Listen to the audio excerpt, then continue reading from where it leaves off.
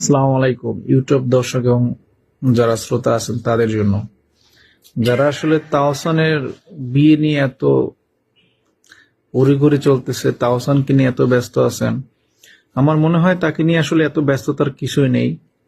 কেননা তার অলরেডি আগে একটা বিয়ে হয়ে গেছে। এটা নিয়ে মানুষ আসলে অনেক সময় পার করে ফেলছে। এখন আসলে 2025 সালে, এখন আসলে কারো বিবাহ নিয়ে আসলে আলোচনা বা এগুলো নিয়ে ঘাটাঘাটি করার সময় না আমার মতে।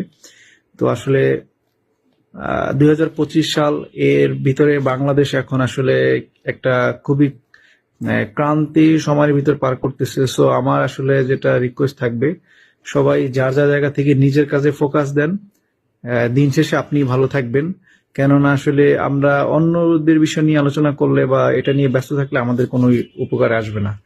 সো আমার মনে হয় আমাদের ব্যক্তিগত লাইফে ফোকাস দেওয়া সব থেকে বেটার হবে। এটা আমাদেরই মঙ্গল বয়ে আনবে। ভালো থাকবেন। আসসালামু আলাইকুম।